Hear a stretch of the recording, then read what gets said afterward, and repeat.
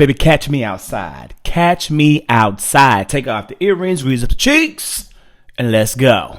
And I know you know I'm talking about Crockett and Mace. I'm talking about Crockett and Mace. Hello and welcome. This is the People's Briefing, where I talk about people, politics, and pop culture that impact Black, brown, and queer communities. Over here, I get it in so you can get the info out. We keep it quick, concise, and to the point. And getting straight to the point, on January the 14th, a heated exchange occurred between Representatives Jasmine Crockett of Texas and Representative Nancy Mace of South Carolina during a House Oversight Committee meeting. Now, I'm going to run the clip because I know you want to see. I'm going to run the clip. But before I run the clip, I got to tell you how we got to the clip. The House Oversight Committee was discussing rules and introducing new members when the conversation turned to the rights of men and women in this country who happen to be trans. Representative Crockett criticized Mace's push to bar our transgender brother and sisters from using public bathrooms that match their gender identities in federal buildings. Crockett suggested that Mace's focus on transgender issues was for campaign fundraising by literally saying somebody's campaign coffers are really struggling right now. So she's going to keep saying trans, so that people will feel threatened. And she's then said, child, listen, which is a adage and a phrase often said. And that's where things kind of went off the rails. Now I'm about to run that clip. These campaign coffers really are struggling right now. So she gonna keep saying trans, so that people will feel threatened. And child, listen, I want y'all to tell me whether or not. Do not call me a child. I am no child. I want Don't to even find start. out I am a grown which woman. of those I'm 47 years emails old. I have broken actually more have. glass ceilings than you Chairman, ever I will. am reclaiming my Let's go. time. You will not do that. I Order. am not a child. Chairman, I am am not reclaiming a child. my time. If you want to take it outside, Mr. Chairman, the committee is not Okay. in order. Order. Point of order. Order. And all of this happened on the same day the House passed a bill banning transgender athletes participating in women's sports at schools receiving federal funding. It was not a good day. And while this was popping off on the House floor, this man was getting popped over and over down to the Senate. Baby, they came for Pete Hegseth, Secretary of Defense nominee given to us by President-elect Elon Musk and Dowager President Trump. Hegseth emphasized his intention to bring a warrior culture back to the Pentagon in his opening statement, stating that Trump wants a Defense Department that is laser focused on war fighting, lethality, meritocracy, standards, and readiness. All terms and nonsense and whatnot that echoes and aligns with Republican criticisms of the current administration's diversity and inclusion initiatives in our military to ensure that more female military service members are given their due ranks. Democrats hit Hegseth on several things over and over, specifically things from his background, things from his past. I want you to take a look at this because this is how it all unfolded on the Senate floor.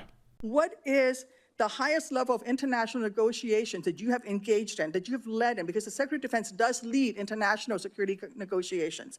There are three main ones that the Secretary of Defense leads and signs. Can you name at least one of them? Could you repeat the question, Senator? Sure. What is the highest level of international security agreement that you have led? And can you name some that the Secretary of Defense would lead? There's three main ones.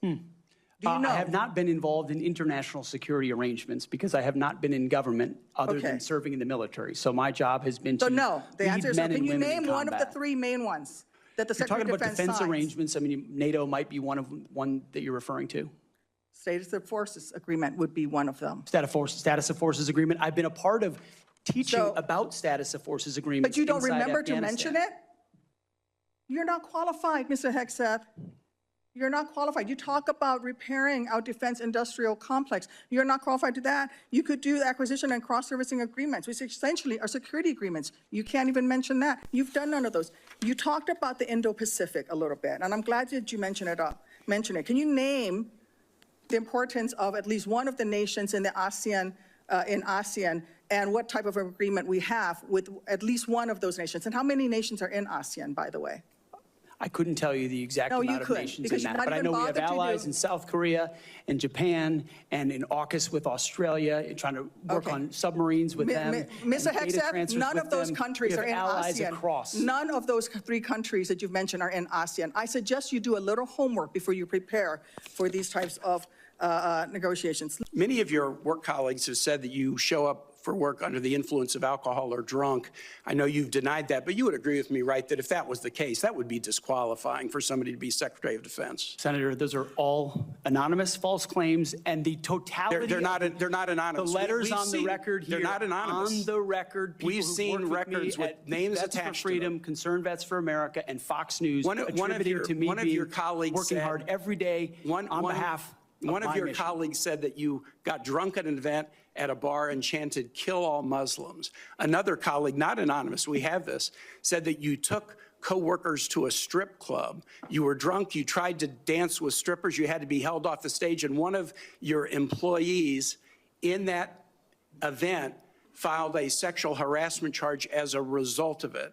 Now, I know you denied these things, but isn't that the kind of behavior that, if true, would be disqualifying for somebody to be Secretary of Defense?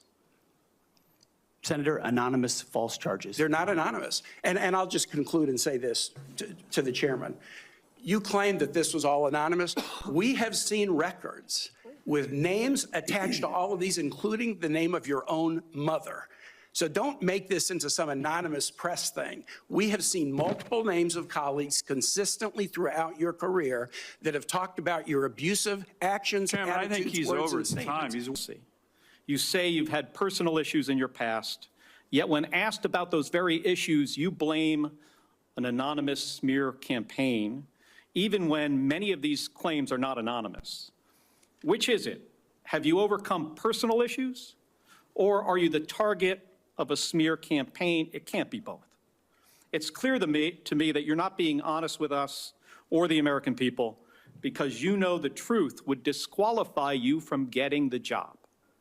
And just as concerning as each of these specific disqualifying accusations are, what concerns me just as much is the idea of having a Secretary of Defense who is not transparent. Thank you, Mr. Chairman. I yield back my... And baby, wop, they fucked him up. They fucked him up. And yes, there were protesters there too in full force. A female protester wearing fatigues shouted about veteran issues in Gaza, saying veterans are committing suicide and are homeless, but we send money to bomb children in Gaza. An elderly man was there, a protester. He was seen being escorted out in handcuffs with zip ties, while another man also appearing in army fatigues or war fatigues was carried out by Capitol Police. The confirmation process will continue throughout this week with a committee vote followed by consideration of the full Senate. With Republicans holding a slim majority, Hegseth's confirmation remains uncertain but very possible, and dare I even say, in my opinion, very likely. All he has to do is get GOP support, and with Dowager President Trump in the background whipping up votes, I can't see how he won't get those with the threats that he's making and the false notion that he has garnered a mandate for America with his very slim victory. I'm just saying that, that's what I'm hearing all over the media. He has a mandate to lead, but the votes tell a different story. But who cares about the facts, the figures, and the numbers in America? And our final point of the day is that Michelle Obama is not going to the inauguration of Dowager President Trump and President-elect Elon Musk. She's not going. And the question I had, why is this news? Because it is. It's all over social media. It's even on the website of major publications and news outlets highlighting this. But why is it news? My argument, the reason why I'm making a news point, is that it should not be news. This should not be news. It was not news when Melania Trump did not come to the inauguration of Joseph Robinette Biden. Donald Trump, former president, did not come to the inauguration of Joseph Robinette Biden. So why is it the fact that Michelle Obama, who has never been elected to anything, not going to Trump's inauguration? Why is that news? And instead of asking why Michelle isn't going, I and people like me, I'm asking, why is Barack and the Bushes and the Clintons and the Bidens, why are they going? Why are they going to the inauguration? There are people like Joe, whatever the hell, and Mika, whatever the hell, on Morning Joe calling for civility, calling for respect towards our dowager president. Where was this civility in 2021? Where was this respect? Was it civil to storm the Capitol? Was it civil to incite a resurrection? Was it respectful to poop on the desk of Speaker Nancy Pelosi? Was any of that respectful? Was it? Of course not. Of course it wasn't. And I'm not saying anyone should shit on a desk. I'm not saying anyone should shit on a desk. But I am saying that refraining from going to the inauguration of an elected felon, and no matter how many people in this country fell for it and fucking voted for him, who incited an insurrection, that is a form of dignified protest and resistance.